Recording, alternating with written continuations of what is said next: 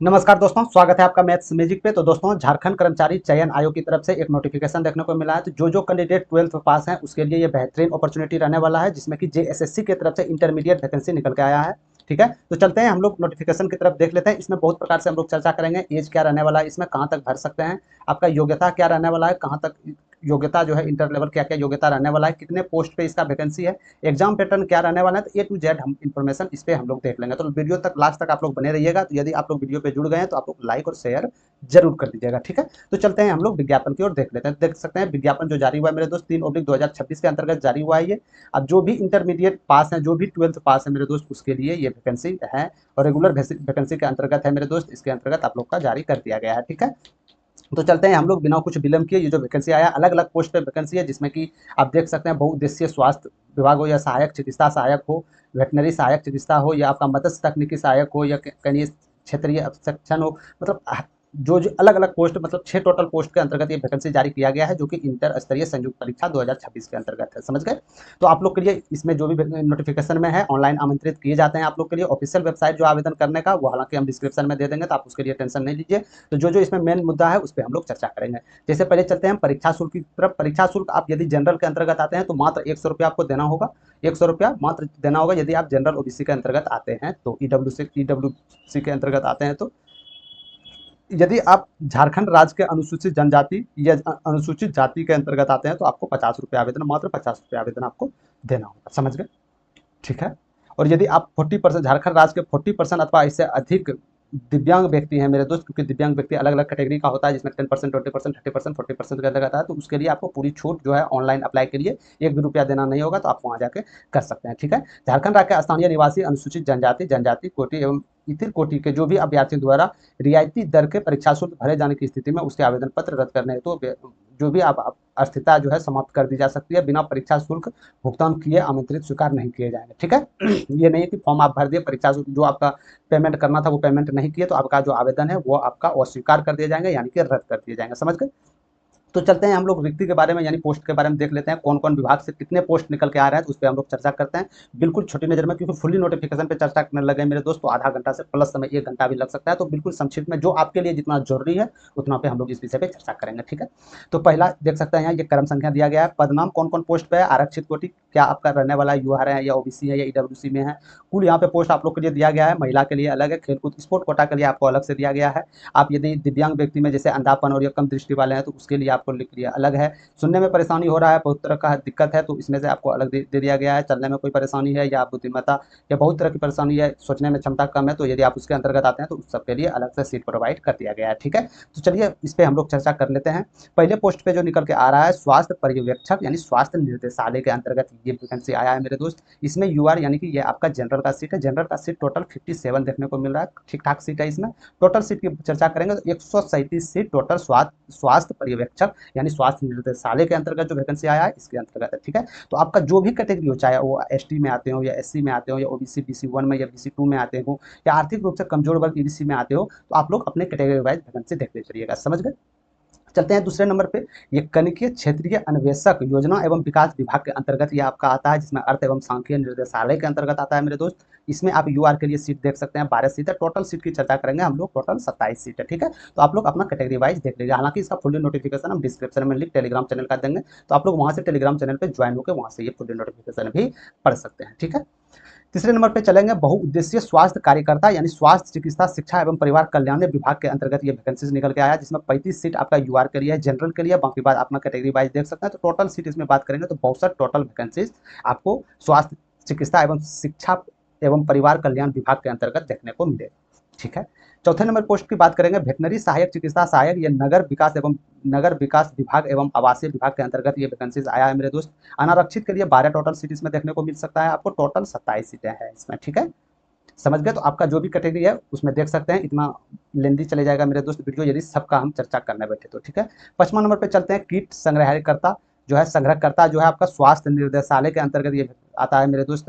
तो ये यूआर के लिए 15 सीट इसमें देखने को मिलेंगे। टोटल सीट की चर्चा करें तो इसमें 32 टोटल पोस्ट निकल के आ रहा है, ठीक है। छठे नंबर लास्ट पोस्ट जो है आपका मत्स्य तकनीकी सहायक जो है, ये आपका ये जो पोस्ट है मेरे दोस्त कृषि पशुपालन एवं सहकारिता विभाग मत्स्य प्रभाग के अंतर्गत ये आपका आता है, ठीक है। इसमें यूआर के लिए 17 सीट देखने को मिलेगा। टोटल सीट की बात करें तो 41 टोटल सीट इस विभाग के अंतर्गत आया है। तो कुल जो पोस्ट है मेरे दोस्त, कुल पोस्ट जो आपको निकल के आ रहा है 326 कुल पोस्ट निकल के आ रहा है। तो जो कैंडिडेट 12 पास है उसके लिए है, हालांकि योग्यता इसमें क्या लगने वाला है आगे भी हम उस पर चर्चा करेंगे, ठीक है। तो इस पे चलते हैं, हम देख लेते हैं कि इसका वेतनमान और न्यूनतम शैक्षणिक योग्यता क्या रहने वाला है। तो हम जान चुके हैं कि टोटल 6 प्रकार का पोस्ट आपको निकल के आया। तो 6 प्रकार के पोस्ट में क्या योग्यता रहने वाला है और वेतन क्या रहने वाला है। तो पहला नंबर पोस्ट जो था जिसके बारे में हम लोग ऑलरेडी चर्चा कर चुके हैं, तो इसका 5200 से 20,000 वेतन पे है। 2400 रुपया इसका ग्रेड पे मिलने वाला है। जो कैंडिडेट 10+2 यानी इंटरमीडिएट यानी इंटर पास है, वो भी विज्ञान या ISC परीक्षा उत्तीर्ण है साइंस से, तो इसमें लिए आप जा सकते हैं, या विज्ञान से हैं या कोई भी सब्जेक्ट से हैं, यदि वो साइंस के अंतर्गत आता है मेरे दोस्त तो आप इसके लिए एलिजिबल हैं, ठीक है। दूसरे नंबर पोस्ट की बात करेंगे तो दूसरे नंबर पोस्ट आप वेतन देख सकते हैं, वेतन सेम रहने वाला है आपका। इंटरमीडिएट 10+2 मैथ से आप परीक्षा उत्तीर्ण है, यानी कि इंटर यदि आप मैथ से किए मेरे दोस्त आप इसके लिए फुल्ली एलिजिबल हैं। तीसरे नंबर पोस्ट जो कि आपका परिवहन कल्याण विभाग के अंतर्गत जो आता था, इसका ग्रेड पे 1900 है। 5200 से 20,000 आपका वेतन मिलने वाला है, जिसमें कि विज्ञान और ISC यानी कि 10+2 जो आप साइंस से हैं तो आप इसके लिए एलिजिबल हैं। चौथे नंबर पे वेटनरी सहायक चिकित्सा सहायक, जिसके लिए चर्चा हम लोग ऑलरेडी कर चुके हैं। इसमें 5200 से 20,000 आपको वेतन मिलने वाला है, ग्रेड पे आपको 1900 मिलने वाला है। इसमें भी आपका जीव विज्ञान यानी बायोलॉजी से आपको इंटरमीडिएट 12 पे होनी चाहिए। यदि आप बायोलॉजी से 12 किए हुए हैं तो आपके लिए ये बहुत अच्छा वैकेंसीज रहने वाला है, ठीक है। 5वां नंबर पे बात करेंगे किट जो है संग्रहकर्ता जो है स्वास्थ्य निर्देशालय के अंतर्गत आता है, जिसमें कि पहले भी हम लोग चर्चा कर चुके हैं। 5200 से 20,000 इसमें सैलरी रहने वाला आप लोग के लिए। यदि आप इंटरमीडिएट 10+2 जीव विज्ञान से हैं, यदि आप बायोलॉजी से 12 किए हुए हैं तो आपके लिए ये पोस्ट पे आप एलिजिबल हैं, ठीक है। लास्ट पोस्ट जो आपका जो मत्स्य विभाग के अंतर्गत सहकारिता विभाग मत्स्य प्रभाग के अंतर्गत आता था मेरे दोस्त, ये 1800 ग्रेड पे है। इसका 5200 से 20,000 इसका सैलरी रहने वाला है। 10+2 यदि आप इंटर जीव विज्ञान यानी बायोलॉजी से किए हुए हैं तो आप इसके लिए फुल्ली एलिजिबल हैं, समझ गए। तो यानी यहाँ से साफ साफ पता चल गया मेरे दोस्त, 12 तो आपके पास होनी चाहिए, वो भी साइंस से होनी चाहिए। यदि साइंस से चाहे वो बायोलॉजी से हो मैथ से हो तो आप इसके लिए फुल्ली एलिजिबल है, ठीक है, समझ गए। ख नंबर पॉइंट में बोला गया है कि शैक्षणिक योग्यता के निर्धारित के लिए ऑनलाइन आवेदन देने की अंतिम तिथि को आधार तिथि माना जाएगा। यदि कोई अभ्यर्थी इस तिथि तक निर्धारित यानी शैक्षणिक योग्यता या अनिवार्य योग्यता अन्य जो भी नहीं धारित करते हैं तो उसको आवेदन में अयोग्य समझा जाएगा। मतलब जैसे मान के चलिए ये वैकेंसी लास्ट डेट कुछ तो लास्ट डेट इसका होगा, मान लिया अगस्त में 12 अगस्त इसका लास्ट डेट है, सपोज डेट के लिए मान लीजिए 12 अगस्त है। यदि आपका डिग्री 13 अगस्त या 14 अगस्त को हाथ में आता है तो आप इसके लिए एलिजिबल नहीं है, तो आप रिजेक्ट कर दिए जाएंगे, ठीक है। तो यानी इस वैकेंसी का लास्ट दिन जो है लास्ट दिन अप्लाई करने का, इससे पहले आपके पास डिग्री प्राप्त हो जाना चाहिए, ठीक है। खेलकूद के लिए अलग कोटा दिया गया है, चाहे आप तृतीय स्थान या द्वितीय स्थान में हो या राष्ट्रीय रिकॉर्ड आपके पास है कि आप प्रथम स्थान के अंतर्गत आते हैं तो आपके लिए इसके लिए फुल्ली जो भी है आपको दिया जाएगा। और स्पोर्ट कोटा के लिए अलग वैकेंसी ऑलरेडी दिया गया है, ठीक है। उम्र सीमा की हम लोग बात कर लेते हैं मेरे दोस्त, तो इसमें सबसे मिनिमम 18 वर्ष होनी चाहिए। यदि आप 18 वर्ष प्लस हैं तो आप इसके लिए एलिजिबल हैं। तो इसके लिए और यदि मैक्सिमम एज सीमा भी होना चाहिए, ये तो आपका न्यूनतम एज सीमा है। तो अधिकतम एज सीमा जो है मेरे दोस्त, यदि आप यूआर के अंतर्गत आते हैं, जनरल के अंतर्गत आते हैं तो आपके लिए 35 साल है। EWS के अंतर्गत आते हैं तो 35 साल आपका मैक्सिमम एज रहने वाला है। यदि आप अत्यंत पिछड़ा वर्ग BC1 या BC2 पुरुष में आते हैं तो आपके लिए 37 साल मैक्सिमम एज रहने वाला है, समझ गए आप लोग। यदि आप महिला के अंतर महिला है मेरे दोस्त, तो अनारक्षित हो या आर्थिक रूप से कमजोर, यदि EWS हो या BC1 या BC2 है महिलाएं तो आपके लिए 38 साल रहने वाला है। और यदि आप महिलाएं या पुरुष SC/ST के अंतर्गत आते हैं तो मैक्सिमम एज आपको 40 साल तक फॉर्म फिलअप कर सकते हैं, समझ गए यहाँ से, ठीक है। तो जो भी, और यदि मान के चलिए कोई भी विकलांग है मेरे दोस्त तो उसके लिए 10 वर्षों का एज रिलैक्सेशन आपको दिया जाएगा, तो उसके लिए आपको घबराने की जरूरत नहीं है, ठीक है। निःशक्त अभ्यर्थियों के लिए ये सुविधा है कि 40% प्रतिशत इससे अधिक जो आप यदि विकलांगता या अंधापन या कम दृष्टि वाले हैं जिसके लिए अलग अलग कैटेगरी वाइज वैकेंसी दिया गया था, इसको अतिरिक्त एग्जाम में आपको सुविधा दिया जाएगा एग्जाम्स में, ठीक है। आपको टाइम थोड़ा ज़्यादा दिया जाएगा जिसमें कि आपको कोई भी तरह की परेशानी ना हो, ठीक है। तो मेन तरह हम लोग चलते हैं, जो जो आपके लिए अभी जरूरी है फॉर्म भरने के लिए उस पर हम लोग विशेष चर्चा करेंगे, ठीक है। आरक्षण का दावा करने वाले अभ्यर्थियों तो निवासी प्रमाण पत्र, निवासी जो आप झारखंड, यदि आप झारखंड राज्य के निवासी हैं मेरे दोस्त तो आपको जानते हैं कि यदि आप आरक्षण लेना चाहते हैं तो आपको निवास प्रमाण पत्र देना होगा, ठीक है। समझ गए। वो भी निवास पत्र जो है मेरे दोस्त परिशिष्ट संख्या जो आपका जो आता है मेरे दोस्त, वो फॉर्म जो आता है ये आपका 8 होनी चाहिए, वो फॉर्म संख्या 8। हालांकि ये जो फुल्ली नोटिफिकेशन है इसके सबसे लास्ट पेज में ये सब ऑलरेडी फॉर्म दिया गया है, तो इसके लिए आपको टेंशन लेने की आवश्यकता नहीं है। तो ये जो PDF हम देंगे फुल्ली नोटिफिकेशन का टेलीग्राम पे, वहाँ पे भी जाके ये PDF आप लोग निकाल सकते हैं फॉर्म, जिसमें कि आपको बनाने में सुविधा हो, ठीक है। समझ गए। तो इतना इसमें आपको उतना जरूरी नहीं है, आपको ये होनी चाहिए कि अंचलाधिकारी स्तर निवास प्रमाण पत्र मान नहीं होगा, पूर्व अंचलाधिकारी स्तर से, समझ गए आप लोग। यानी कि जो भी है आपका अंचलाधिकारी से होनी चाहिए। पिता या पति के आधार पर निर्गत निर्माण पत्र मान्य होंगे। पति के आधार पर निर्गत स्थानीय निवास प्रमाण पत्र, अन्य प्रमाण पत्र अभ्यर्थियों के नाम भिन्न होने पर प्रमाण पत्रों की जांच के दौरान इस शपथ पत्र समर्पित करना अनिवार्य होगा। ठीक है, तो यदि आपका पिता और पति के जो भी निर्माण पत्र, यदि निवासी प्रमाण पत्र बनाए पिता या पति का स्थान पर, तो वो आपका मान्य होगा। यदि आपका कोई भी गड़बड़ी हो जाता है तो आप उसके लिए आपको शपथ पत्र देना होगा कि नहीं ये मेरा सही है, समझ गए। अब बात करते हैं जाति प्रमाण पत्र क्या रहने वाला है। तो आप यदि आप झारखंड राज्य के निवासी अनुसूचित जाति अनुसूचित जनजाति के संदर्भ में जिला अनुमंडल के उपायुक्त अनुमंडलीय पदाधिकारी का स्तर से निर्मित प्रमाण पत्र आपका परिशिष्ट 1 पर आधारित होनी चाहिए। तो ये भी आपका जो फॉर्म है ये ऑलरेडी दिया गया है। तो आप लोग जान सकते हैं कि अनुमंडलीय अधिकारी की जो है, जो आपका जिला स्तर के ठीक थोड़ा सा जो नीचे है मेरे दोस्त, वहां से आप लोग के लिए ये होनी चाहिए। ठीक है, समझ गए। तो ये अथवा में दिया गया है, ये तीनों में से कोई एक होनी चाहिए, तो इसके लिए टेंशन मत लीजिए। अत्यंत पिछड़ा वर्ग यदि BC1 BC2 के अंतर्गत हैं आप लोग, तो आपका परिशिष्ट फॉर्म चतुर्थ में जाति प्रमाण पत्र जो भी होता है, तो वहां से आप लोग इसमें बनवा सकते हैं। तो इसका भी फॉर्म ऑलरेडी नीचे दिया गया है, तो इस पर हम लोग समय जाया नहीं करेंगे मेरे दोस्त, क्योंकि आप जानते हैं कोई भी स्टेट का फॉर्म भरता है, यदि आप उस स्टेट में हैं तो वहाँ का जाति आवासीय बनवाना बहुत ही अनिवार्य है। समझ गए आप लोग, ठीक है। अत्यंत पिछड़ा वर्ग BC1 BC2 के संबंध केंद्र सरकार से नियुक्ति है, केंद्र सरकार द्वारा विविध पद में निर्मित जाति प्रमाण पर OBC सर्टिफिकेट मात्र नहीं मान्य नहीं होगा, यानी स्टेट लेवल का होनी चाहिए। साफ बात है, स्टेट लेवल का वैकेंसी है तो आपको स्टेट लेवल पर ही देना होगा।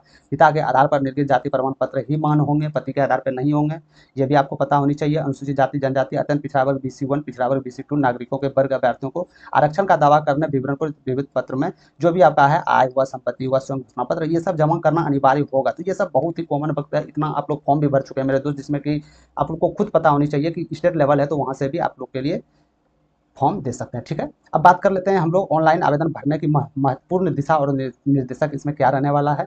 तो जो भी है विवरणानिका में ध्यानपूर्वक पढ़कर आवेदन भरने के पूर्व अभ्यर्थियों ये सुनिश्चित कर लें कि प्रमाण पत्र आवेदन हेतु आवश्यक है उनके पास उपलब्ध हो। यानी जो भी इसमें प्रमाण पत्र बोला गया है इसके अंतर्गत यदि आप उसमें हैं तो आप इसके लिए एलिजिबल है। ठीक है, तो ये जो भी आपका सर्टिफिकेट लग रहा है, जो प्रमाण पत्र लग रहा है, ये झारखंड राज्य के निवासी यदि आप हैं, तो यदि आप छूट चाहते हैं मेरे दोस्तों, ये इसके लिए है। यदि आप अलग स्टेट से हैं, यदि फॉर्म भरना चाहते हैं तो आप UR के अंतर्गत काउंटिंग किए जाएंगे, तो आपको इतना आवश्यकता नहीं है, सिर्फ आपको जाकर फॉर्म भरना है। समझ गए। आवेदन भरने के पूर्व अपना फोटो पूर्ण हस्ताक्षर प्रति भी अपने साथ रखें, यानी कि आवेदन जो आप भर रहे थे फोटो हस्ताक्षर जो भी आप दिए थे वो अपने पास रखना है, जो कि आगे आने वाले समय में एग्जाम्स में यदि जाए तो वहां पे कोई प्रकार की दिक्कत ना हो। समझ गए आप लोग, ठीक है। आवेदन के नाम वही लिखे जाएंगे जो 10th जो आपका मैट्रिक है, यदि आप फॉर्म फिलअप करते हैं मेरे दोस्त तो वहाँ क्या भरना, यदि मैथ और इंटर में यदि आपका अलग अलग नाम है तो क्या भरना, यदि आपका 10th में जो आपका सर्टिफिकेट में अंक पत्र में जो अंकित है वही आपको सेम नाम होनी चाहिए, वहीं पे नाम होना चाहिए, संबंधित जो भी सूचना हो पिता का नाम जो भी हो आपका वहीं का होना चाहिए। आप अलग से कुछ भी नहीं करेंगे, ध्यानपूर्वक वैकेंसी को आप लोग भरेंगे। ठीक है, आवेदन अपने आवेदन पत्र के यथा निर्धारित स्थान पर वही जन्म तिथि अथवा तिथि महीना वर्ष दर्ज करें जो मैट्रिक सर्टिफिकेट के अंतर्गत। तो बार बार बता गया कि मैट्रिक में जो भी है कुछ मत कीजिएगा, फॉर्म फिलअप करते समय जब आप जाइएगा तो जो आपका मार्कशीट है 10th का उसको साथ में लेते जाइएगा, सेम टू सेम उसको देख के आप लोग फॉर्म फिलअप करवा देना। समझ गए। ऑनलाइन आवेदन पत्र भरना और समर्पित करना, तो ये आप लोग जानते हैं कि ऑनलाइन एप्लीकेशन जो होगा मेरे दोस्त JIL-CCE 2026 को क्लिक करें, तत्पश्चात पंजीकरण, पहले रजिस्ट्रेशन करना होगा। इसके बाद रजिस्ट्रेशन प्रक्रिया पूर्ण होते ही आपके मोबाइल नंबर, फोन और ईमेल आईडी पंजीकरण पर पासवर्ड आ जाएगा, जिस प्रकार SSC का नियम है। पंजीकरण संख्या पासवर्ड को नोट कर सुरक्षित रखें, क्योंकि भविष्य में लॉगिन करने के लिए दोनों की आवश्यकता आपको पड़ सकती है। समझ गए। तो यदि फॉर्म फिलअप कीजिएगा तो वो मोबाइल पे पासवर्ड और आपका जो रजिस्ट्रेशन नंबर है वो भेज दिया जाएगा, जिससे आप लॉगिन कीजिएगा तो ये दोनों हो जाएगा। तो ये दोनों आपको सावधानीपूर्वक रख लेना। ठीक है, पंजीकरण संख्या एवं पासवर्ड प्राप्त होते ही पुनः लॉगिन करने के बारे में विस्तृत सूचना तो ये आपको बता दिए गए हैं मेरे दोस्त। तो आपका जो भी है परीक्षा शुल्क अपना स्कैन किया हुआ फोटो होनी चाहिए, पूर्ण हस्ताक्षर अपलोड कर दें। अपलोड करने तो ये सुनिश्चित, ये जो आप ऑनलाइन फॉर्म करते समय जाइएगा तो ये उसका काम है, वहाँ से ऑलरेडी आपको ये कर देगा, तो इसमें कोई भी जरूरी नहीं। ठीक है, आवेदन कब से कब आप लोग कर सकते हैं ये महत्वपूर्ण रहने वाला है, कब से आवेदन आप लोग का जारी होने वाला है मेरे दोस्त। तो ऑनलाइन आवेदन पत्र विभिन्न चरणों में पूर्ण करने की तिथियां निम्नलिखित है।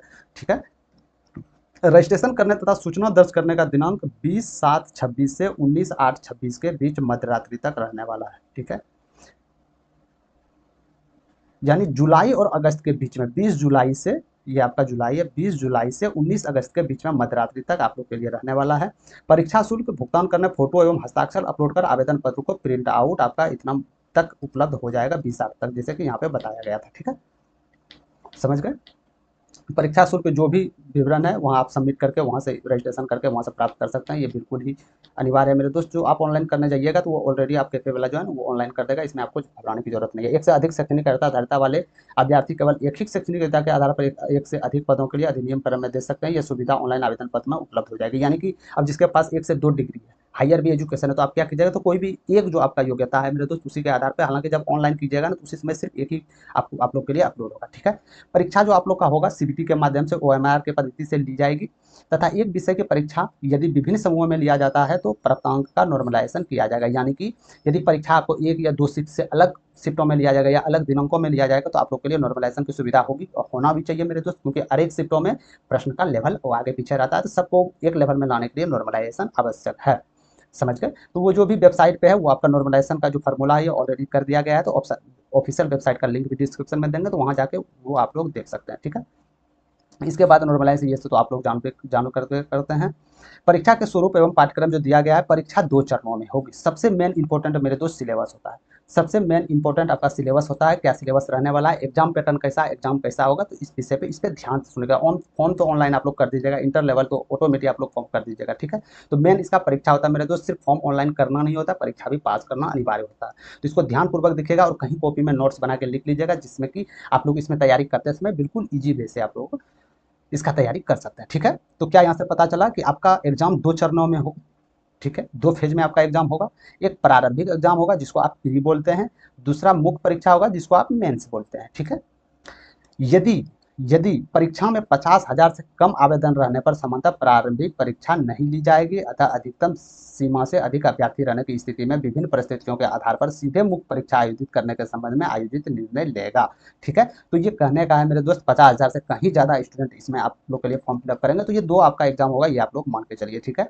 सभी प्रश्न वस्तुनिष्ठ यानी ऑब्जेक्टिव रहने वाला है, उत्तर पे आधारित है। प्रत्येक प्रश्न पे 3 अंक दिया जाएगा। प्रत्येक प्रश्न पे आपको 3 अंक प्रोवाइड किए जाएंगे और 1 नंबर यदि आपका एक प्रश्न गलती हुआ तो 1 नंबर आपसे काट लिया जाएगा। समझ गए। यानी कि 1 नंबर यदि सही हुआ मेरे दोस्त, एक प्रश्न यदि सही उत्तर दिए तो 3 अंक आपको प्रदान किए जाएंगे। यदि 3 प्रश्न आप लोग सही किए तो 9 नंबर दिया जाएगा, यदि 2 प्रश्न गलत किए तो 2 नंबर इससे काट लिया जाएगा। समझ गए। ठीक है। और आपका जो परीक्षा होगा वो बाइलैंग्वेज में होगा, हिंदी और इंग्लिश में प्रोवाइड किया जाएगा। समझ गए। अब बात कर लेते हैं कि प्रारंभिक परीक्षा जो आपका फेज 1 का परीक्षा था, इसका सिलेबस क्या रहने वाला है। वेरी वेरी इंपॉर्टेंट ये रहने वाला है मेरे दोस्तों, ध्यानपूर्वक देखिएगा। तो समान अध्ययन यानी जीके आपसे 30 प्रश्न पूछा जाएगा। झारखंड राज्य से संबंधित ज्ञान, आपके पास जो झारखंड का जीके है मेरे दोस्त उसका 60 प्रश्न रहने वाला है। ये प्री का सिलेबस है, याद रखिएगा, सीबीटी 1 का सिलेबस है। ठीक है। सामान्य गणित मैथ्स 10 प्रश्न रहने वाले हैं। विज्ञान साइंस जो है उसमें 10 प्रश्न रहने वाले हैं और मानसिक क्षमता जो आपको रीजनिंग बोला जाता है 10 प्रश्न रहेंगे। टोटल 120 प्रश्न आप लोग को दिए जाएंगे। समझ गए। 2 घंटे का एग्जाम होगा, याद रखिएगा। टोटल आप लोग के लिए 2 घंटे का एग्जाम 120 प्रश्न करना होगा। ये आपका पहले वाला एग्जाम का है। ठीक है। तो आप इसके बाद प्रारंभिक परीक्षा का जो क्या क्या सिलेबस है, पैटर्न क्या क्या है, कहाँ से ये प्रश्न पूछ सकता है, तो ये महत्वपूर्ण ही है मेरे दोस्त। तो इसका स्क्रीनशॉट आप लोग ले लीजिएगा, जिसमें कि आप यदि इसका तैयारी करते हैं तो जो जो इसमें दिया गया है बस उसी से आप लोग के क्वेश्चन इसी के अंतर्गत हो सकता है, कहीं आउट ऑफ सिलेबस प्रश्न नहीं जाएगा। ठीक है। तो समान अध्ययन में ये सब सिलेबस के अंतर्गत आपसे प्रश्न पूछे जाएंगे। ठीक है। जो कि समान अध्ययन के अंतर्गत है। झारखंड राज्य से संबंधित ज्ञान जो है इसके अंतर्गत पूछे जाएंगे, जो कि भूगोल इतिहास, जो झारखंड का प्रॉपर झारखंड का जीके बनता है तो इससे ये पूछे जाएंगे। मैथ्स में आपको ये चैप्टर से देखने को मिलेंगे, जैसे बीजगणित हो गया, ज्यामिति, सामान्य त्रिकोणमिति, क्षेत्रमिति, सामान्य मैट्रिक 10th के स्तर पर प्रश्न होंगे। तो मैथ्स का दिक्कत नहीं है मेरे दोस्त, तो इस चैनल पे आपको मैथ्स प्रश्न आपको मिल जाएंगे। पीवाईपी प्रश्न होता है तो उसको भी अटेम्प्ट कीजिएगा, तो 10 में 10 नंबर आपको यहाँ से ले सकते हैं। ठीक है। सामान्य विज्ञान में आपको ये रहेगा, देख सकते हैं इसमें जो भी हो आधारित विज्ञान समझ, बिल्कुल 10th लेवल से नीचे प्रश्न पूछे जाएंगे इसमें। रीजनिंग से आप लोग के लिए ये चैप्टर रहने वाला है, तो आप लोग इसको बेखूबी से देख लीजिएगा। ठीक है। अब चलते हैं प्रारंभिक परीक्षा के अंतर्गत न्यूनतम अंक क्या रहने वाले हैं। तो यदि आप सीबीटी 1 दिए, सीबीटी 1 में यदि मान के चलिए 120 अंक है, तो 120 का 40% क्या हो जाएगा, 48 होगा ना। तो यदि आपका 48 से कम है, यदि आप यूआर में है, यदि आपका पहले अंक में 48 से कम आता है, तो ऑलरेडी आप वहाँ से बाहर कर दिए जाएंगे, तो उस कंपटीशन में आप होंगे ही नहीं। ठीक है। तो न्यूनतम 40 से ज़्यादा लाना होगा आपको। अनुसूचित जनजाति है तो 32% से ज़्यादा लाना होगा। तो इसी प्रकार आप कैटेगरी वाइज देख सकते हैं, इससे आपको कहीं ना कहीं अप लाना होगा। ठीक है। अब चलते हैं हम मेंस, जो कि मेन परीक्षा है जिससे आपको मेरिट बनने वाला है। ठीक है। ये परीक्षा अति महत्वपूर्ण है। वो जो परीक्षा था मेरे दोस्त वो सिर्फ क्वालिफाई नेचर का था, जिसमें कि आप मुख्य परीक्षा में शामिल हो सके। ये जो परीक्षा है ये मेन परीक्षाएं रहने वाला है आप लोग के लिए। ठीक है। तो इसमें 3 अंक वही है, 3 अंक दिया जाएगा, 1 अंक की कटौती कर दिया जाएगा। तो इसमें 2 पत्र रहेंगे आपके, 2 शिफ्टों में एग्जाम होंगे आपके। पहले जो है भाषा ज्ञान से रहेंगे, भाषा ज्ञान से, चाहे वो आपका हिंदी भाषा हो, अंग्रेजी भाषा हो, तो हिंदी भाषा से 60 प्रश्न पूछे जाएंगे, अंग्रेजी भाषा से भी 60 प्रश्न पूछे जाएंगे। टोटल 120 प्रश्न दिए जाएंगे आप लोग के लिए, ठीक है, समझ गए। 20 प्रश्न और व्याकरण संबंधित 40 प्रश्न होंगे। तो टोटल हिंदी और अंग्रेजी में यानी कि अनुच्छेद आधारित 20 प्रश्न और व्याकरण संबंधित 40 प्रश्न रहेंगे। इसमें टोटल 120 प्रश्न आप लोग के लिए दिए जाएंगे पत्र 1 में, ठीक है। इसमें आपको मिनिमम 30 अंक लाना होगा, इसमें से पास करना होगा। इससे कम लागे तो असफल अयोग्य, मतलब इसमें आपको दे दिया जाएगा, ठीक है। प्राप्त अंक मेगा निर्धारण के लिए नहीं जोड़ा जाएगा, यानी कि जो भी होता है इसमें मेरिट अंक, मेरिट में जो आपका मिल के जो मेरिट अंक बनता है मेरे दोस्त, इसमें ये नहीं जोड़ा जाएगा, ठीक है। अब बात करते हैं पत्र 2, यानी 3 पत्र में होगा आपका, 3 शिफ्टों में होगा आपका एग्जाम, ठीक है। मुख्य जो एग्जाम होगा, मेंस जो होगा वो 3 शिफ्टों में होगा। तो पहले तो हम लोग देख चुके हैं कि हिंदी, जो आपका इंग्लिश और हिंदी है, इंग्लिश और हिंदी का एग्जाम दिया जाएगा।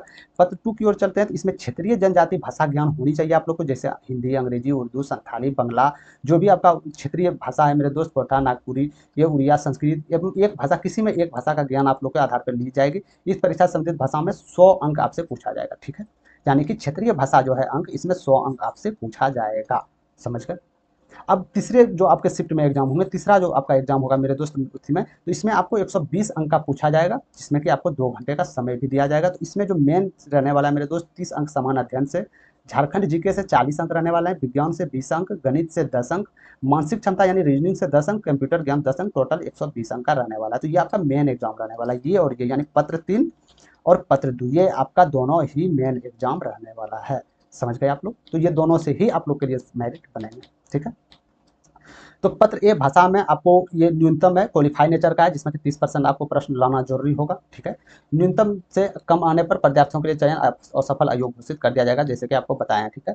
पत्र 2 में, यानी कि जो सेकंड शिफ्टों में होगा, जो सेकंड एग्जाम जो आप लोग के लिए मेंस में होगा, क्षेत्रीय जनजातीय भाषा का पत्र 3 समान ज्ञान परीक्षा में न्यूनतम 30% लाना होगा। 30% से आप कम लाइए तो आप यहाँ से भी निकल सकते हैं, ठीक है, साफ साफ बोला गया है। तो और पत्र 2 और पत्र 3 प्राप्त अंकों को जोड़कर कुल अंकों के आधार पर मेरिट तैयार किया जाएगा, यानी कि जो आपका मेन एग्जाम था, देखिए जो सिंपल में आप सोचिएगा, 2 एग्जाम था, प्रारंभिक एग्जाम, सेकंड एग्जाम यानी CBT 1, CBT 2, CBT 1 qualify nature का था, जिसमें कि आप मुख्य एग्जाम में बैठ सके। अब जो आपका सीबीटी 2 भी, वो भी 3 शिफ्टों में होगा, 3 प्रकार का एग्जाम होगा, पहले हिंदी इंग्लिश होगा, फिर क्षेत्रीय भाषा होगा, फिर आप लोग के लिए जो सिलेबस ये बताया मेरे दोस्त मेन इससे होने वाला है। तो आप लोग के लिए जो मेरिट बनेगा, तो क्षेत्रीय भाषा का ज्ञान और जो ये आपका पत्र 3 जो है, इससे दोनों मिला के आप लोग के लिए मेरिट तैयार किया जाएगा, समझ गए। यानी पहले वाला जो था 60 हिंदी 60 इंग्लिश, उसमें कोई लेना देना है, उसमें सिर्फ आपको पास करना है, ठीक है। तो मुख्य परीक्षा पाठ्यक्रम में जो आपका हिंदी भाषा था, इसका सिलेबस में क्या क्या रहने वाला है, हिंदी अनुच्छेद में 20 प्रश्न, हिंदी व्याकरण में 40 प्रश्न होने वाले, ठीक है। तो ये हालांकि सिलेबस है, तो इसका हम डिस्क्रिप्शन में तो बोल दिए वही बात मेरे दोस्त, तो इसका हम दे देंगे हालांकि फुली नोटिफिकेशन टेलीग्राम चैनल पे, तो वहां से भी जाके आप लोग इसको बढ़िया से देख सकते हैं कि कहाँ से प्रश्न पूछा जाएगा, ठीक है। ये इंग्लिश लैंग्वेज का लेक्चर है मेरे दोस्त, ये इंग्लिश में यहाँ से ये प्रश्न पूछे जाएंगे, समझ गए।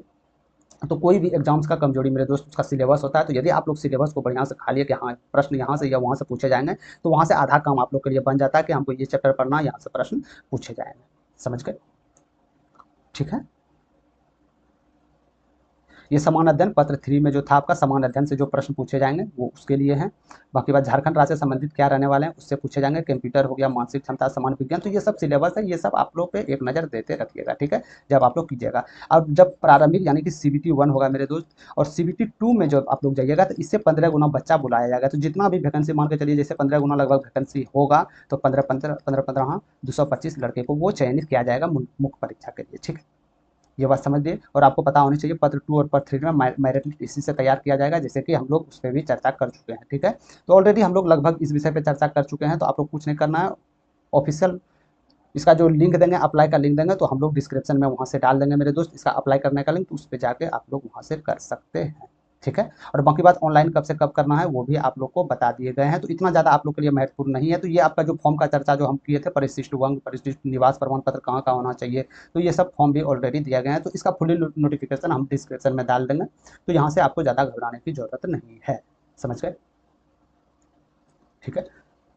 तो ये था आप लोग का फुल नोटिफिकेशन, आई होप आप लोग समझ गए होंगे, और इसमें जो भी योग्यता कहाँ तक पढ़े लिखे होनी चाहिए, क्या कब से ऑनलाइन फॉर्म होना चाहिए, इंटर लेवल कौन कौन से फॉर्म भर सकते हैं, A to Z इन्फॉर्मेशन आप लोग को यहाँ से मिल गया होगा। यदि कोई भी आपको कोई भी सेक्शन में डाउट हो मेरे दोस्त, तो आप लोग कॉमेंट सेक्शन में जरूर पूछ लीजिएगा, अलग से वीडियो बना के आप लोग के लिए उसका निराकरण कर दूंगा, ठीक है। तो कैसा लगा वीडियो आप लोग कमेंट सेक्शन में बताइएगा, यदि अच्छा लगा तो लाइक जरूर कर दीजिएगा। तो ये इंटर लेवल वैकेंसी था मेरे दोस्त, तो ये बात याद रखिएगा ये वैकेंसी छूट ना जाए। बहुत ही अच्छा वैकेंसी आप लोग के लिए रहने वाला है, जो जो स्टूडेंट 12 पास किए हैं। ठीक है, तो अभी के लिए इतना ही रखते हैं, मिलते हैं कोई और नेक्स्ट सेशन में। जय हिंद।